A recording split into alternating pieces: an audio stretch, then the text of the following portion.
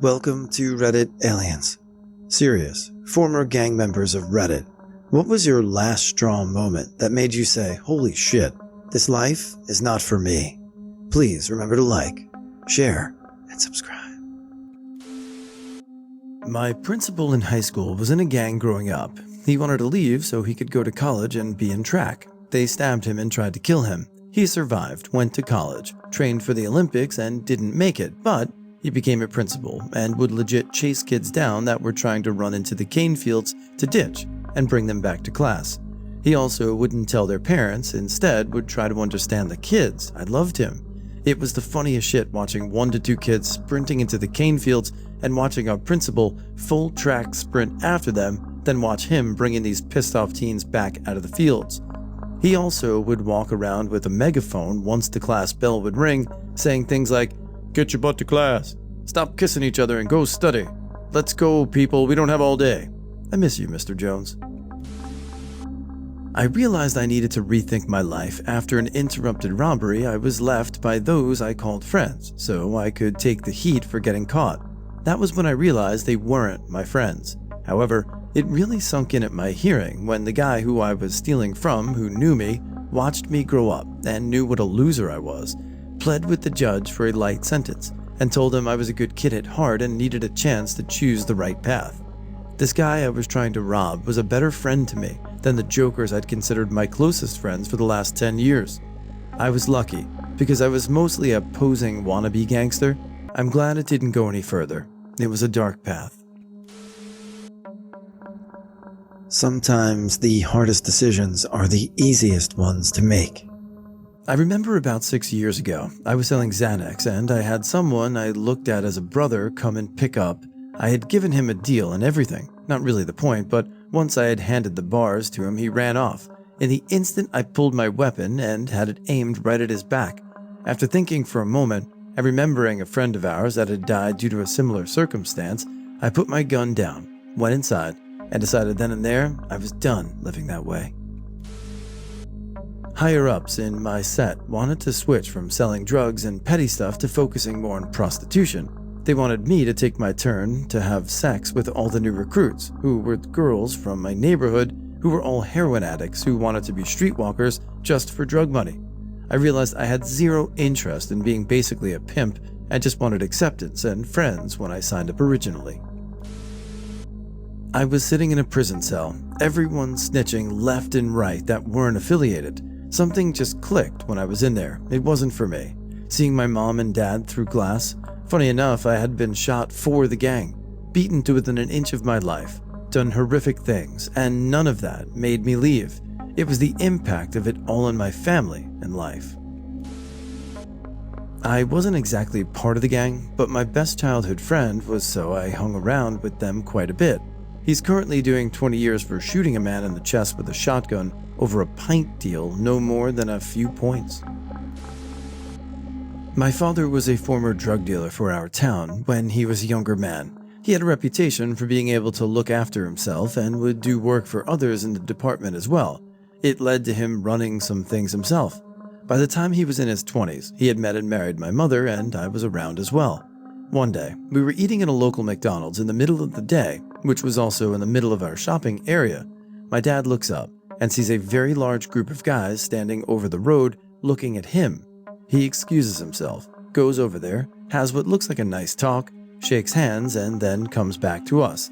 I overheard at the time, but he's since gone on to tell me in detail that those guys were some of the bigger gang members from our area, and that they had politely told him to stop what he was doing, or else they'd be killing him. He agreed and stopped immediately. He did some muscle work for the guys over the years, but nothing to the degree that he used to. He's now in his 50s and is long retired from that game.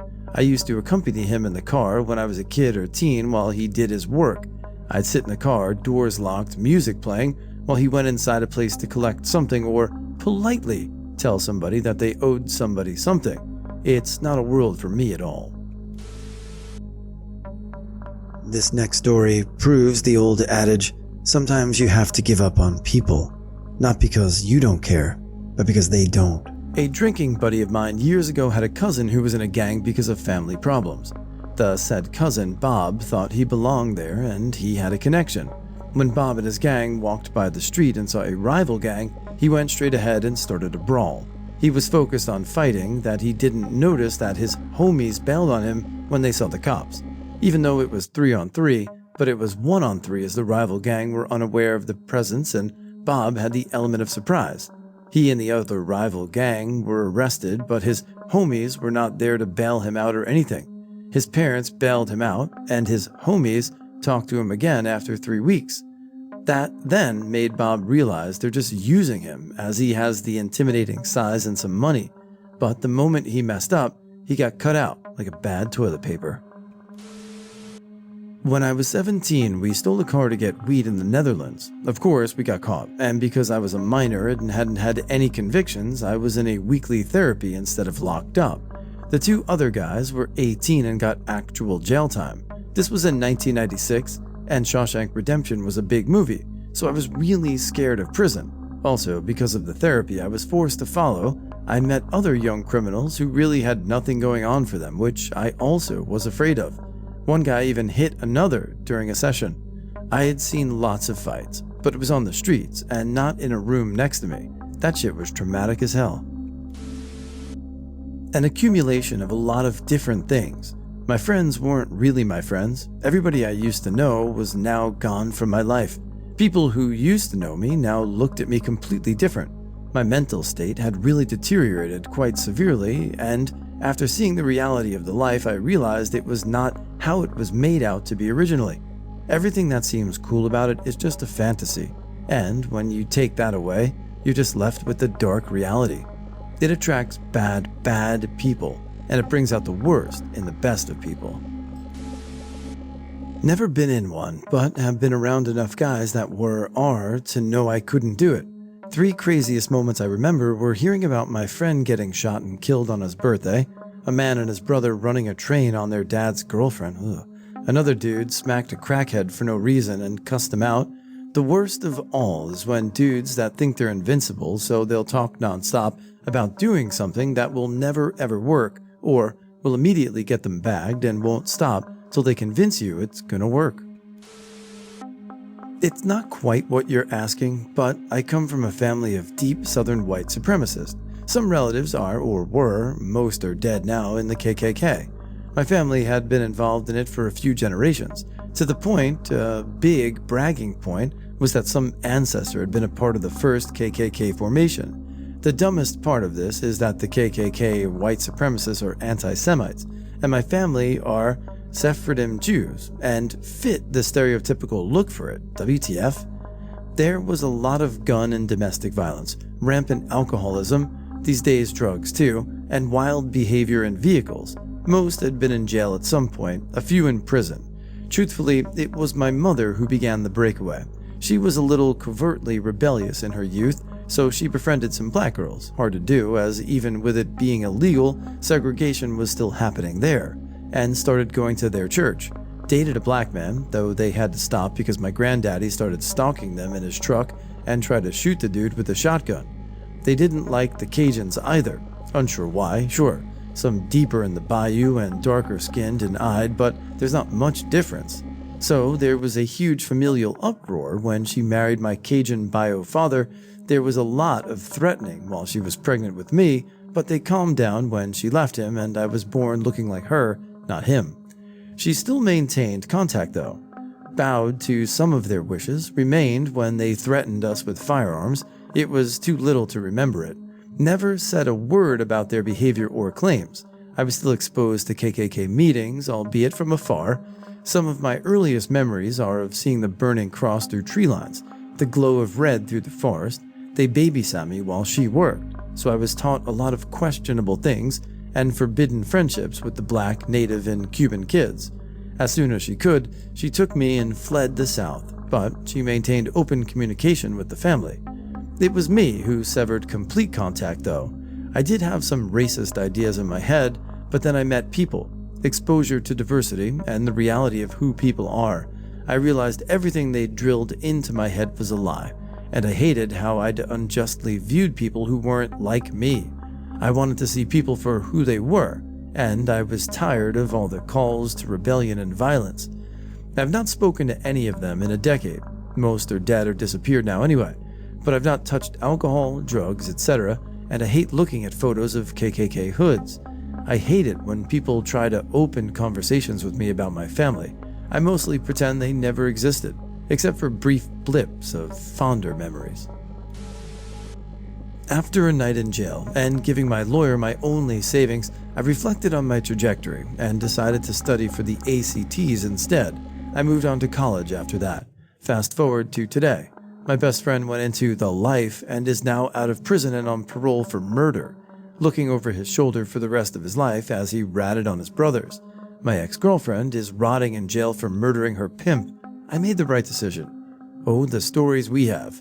I would write a book, but I don't want my children to read it. I was very briefly part of a gang. It wasn't anything serious, kind of a retaliation to other gangs in my area, a way to feel safe, I guess. The holy shit moment for me was when me and my then girlfriend went to a Christmas carols in the park in my city. Some guys started picking on my girlfriend's younger brother. He was short and fat, so me and a couple other of the gang went over and asked what the problem was. They ended up on the floor, but they weren't knocked out.